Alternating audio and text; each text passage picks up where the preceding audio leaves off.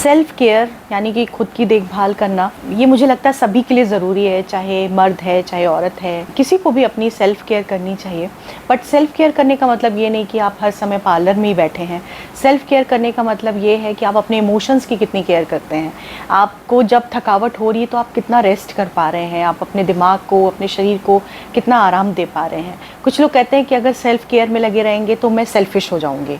ऐसा नहीं है, इसमें बहुत ही एक फ़ाइन लाइन है इसके बीच में। सेल्फ़िश होना is something else, self care करना यानी अपना भी ध्यान रखना, जिससे कि आप दूसरों का भी ध्यान रख सकें।